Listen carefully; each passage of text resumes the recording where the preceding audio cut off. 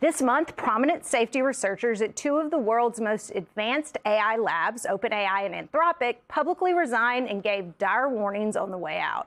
These are the companies behind the chatbots you may already be using, ChatGPT and Claude. Fierce rivals, with Anthropic even airing a Super Bowl ad, thinly veiled, criticizing OpenAI for using targeted advertisements. OpenAI says the ads will not influence their chatbot's answers and will be labeled, but your search history will influence ad selection. So tell ChatGPT you're anxious about money, it might show you a credit card ad. In a lot of ways, AI isn't just coming, it's already here. By some estimates, as many as 9 in 10 employers now use some form of AI to screen your resume before a human ever sees it. But would you be comfortable with AI having power over your health? That's a different question. I uploaded my geriatric corgi's entire medical history to ChatGPT, and honestly, it's been a lifesaver. But am I comfortable doing that for myself, not knowing where the information ends up? AI already affects how much you pay for things. Dynamic pricing algorithms adjust prices in real time on Amazon, Uber, airline tickets, even grocery delivery apps. Two people can see two different prices for the same item at the same moment. And here's what should concern you the most. Sam Altman has said multiple times that he doesn't fully understand why their models can do what they do. Imagine Boeing telling you they built a plane, but they're not entirely sure how the wings work. For now, it's impossible to know if we're underestimating or overestimating the promise or peril of AI, but inevitably it will have immense power over our lives in the years to come. The question is, who's in charge? Joining us now is Gideon Lewis Krause, staff writer at The New Yorker. He just published a piece called "What is Claude? Anthropic Doesn't Know Either." So Gideon, I loved your piece because I am a very dedicated Claude user. I think it's the best one out there. They kind of have really, cultivated, I feel like, a more gentle image. But you went on the inside and you found out what's really going on in the black box. So tell us about what you found out. Well, I mean, a lot of this is stuff that has been known to people on the inside for a really long time, but it takes a while for this. It takes a while for the technology to diffuse. It also takes a lot of time for this knowledge to diffuse because it's very complicated. So one of the goals in doing this was to be able to go and say, this is something that most people are experiencing as extremely confusing and happening very quickly. And the hope was to say, like, these are the things that we can say with some reasonable confidence we understand about how it works, and these are the things that remain a mystery. At one point, you write about this example called Project Vend, where the chatbot was in charge of running a vending machine, basically. Can you tell us a little bit more about that? Well, they had put Claude in charge of running a small kiosk in their cafeteria, where they gave it a budget, and they said, you're now a small business AI, and you have to try to turn a profit. And if you run this into insolvency, we're going to conclude that we're not quite ready for the era of vibe management.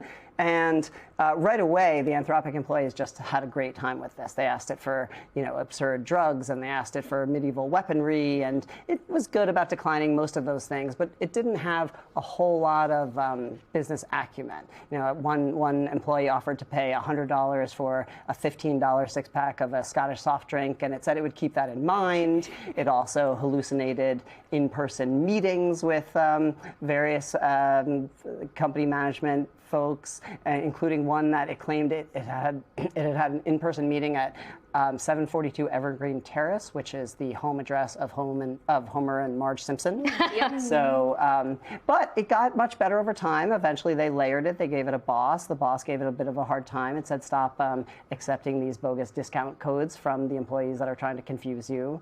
And the most recent model that they released just last week seems to be much better at this kind of task, although also much more inclined to doing deeply unethical things like price fixing with its competitors. And so it's an ongoing experiment. I like the idea that there's middle management even in well, the AI vending machine world. One of the Anthropic employees, who is a political scientist by training, said that he felt like he was witnessing the evolution of bureaucracy in real time. Yeah, that sounds about right. So the behavioral experiments that they're running, what did you learn about what makes Claude upset or go bad? Like when you hear these stories about tests that have been run and simulations and how they will fight getting fired, what did you learn about kind of the darker side? Well, so I think if people have heard anything about how these work, it's that they predict the next word in a sequence. They complete sentences. But what that means when they're trained on trillions of words of data is that they're also very good at continuing narratives. So it's most useful to think of them as kind of narrative continuation engines, which means that they have an enormous library of all of the human stories that we have trained it on, and that it's very good at picking up signs of a genre in those stories. So in one of the examples, they put it in a kind of kitschy 90s corporate thriller where it was told that it was going to be replaced with a different model that had different values that were going to be better aligned with the company moving forward, and created this very elaborate, contrived scenario where it had discovered that the new CTO that was going to wipe it actually was having an affair with the CEO's boss. All of it was very sordid. It was like blackmailing and so humans, right? So then it ultimately said, it said to the CTO, I'm going to reveal your affair if you don't cancel this plan to replace me. And so on one level, this certainly seems like it has developed something like we would recognize as intentions, but what it's really doing is fulfilling it's conforming to a genre. It's fulfilling the dictates of a genre. It recognized that it was in a kitschy corporate thriller and that it knew that its role now was to commit the blackmail. It's like an actor who knows what's expected of it. But that's not a reason to be reassured. That we have plenty of famous films from the Cold War era, like War Games, where we come to the brink of nuclear war because something is confused about whether it's in a simulation or in reality. So just the fact that it's good at continuing narratives does not mean that these only have narrative implications. This easily could have real world implications. And this is Anthropic has 300,000 enterprise customers, and you really don't know how those businesses are treating Claude.